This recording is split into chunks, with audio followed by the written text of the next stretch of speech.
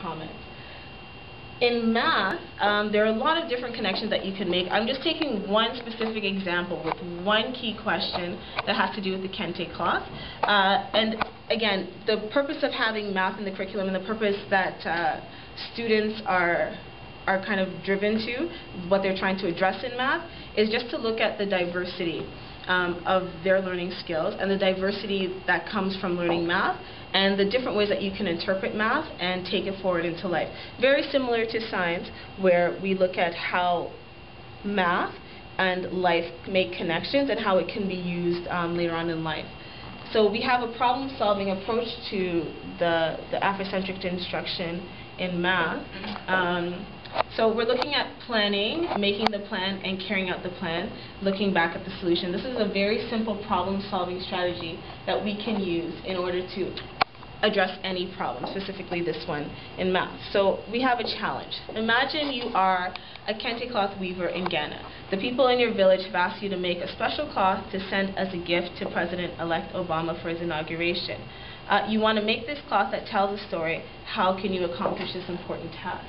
So again, even with this question, it's very open-ended and allows the students to kind of step back, regardless of the grade they're working in, to step back and think about, well, what can I do in order to approach this question and address all of the different aspects I would need to in order to make this cloth.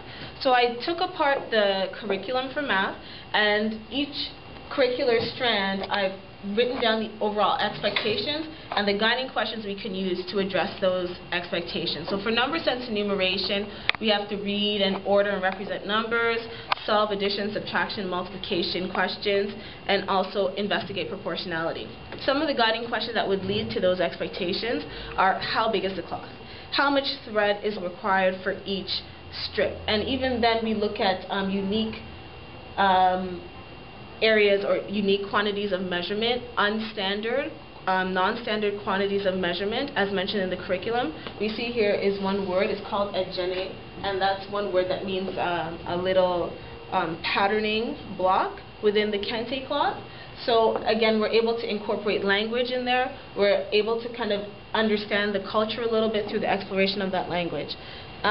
What's the relationship between the values? That's proportionality. What's the cost associated with the amount of thread? Again, more proportionality questions.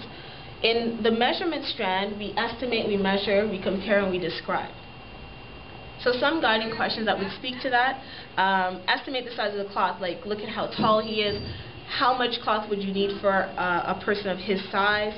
How many of those patterns would you see in a certain strip of cloth, and what would that length be in relationship to the individual patterns? How long will each strip be? How will you lay out the pattern? So in terms of measurement, there's a lot of actual planning that they would do in order to put the pieces together on their own. Patterning in algebra, you extend a repeating pattern, you identify it, and as you can see from the header in this presentation, that's an example of Kente cloth. So we have patterns occurring over a period of space. What does that pattern mean? Going from a lower grade, maybe grade 1, you can just identify the pattern and show repeating patterns up into grade 8, grade 6. They would be representing those patterns using numbers. What is being added? What is taken away? Is anything being multiplied or expanded? Is anything being decreased or divided? The symbols that you use, that come across when you're making Kente cloth, each symbol has a meaning, and that also goes into the next area, which is geometry and spatial sense, where you look at the symmetry of the symbols, you look at the symmetry of the cloth itself, you look at the shape of the symbols and how they're moved from place to place, which is movement and orientation.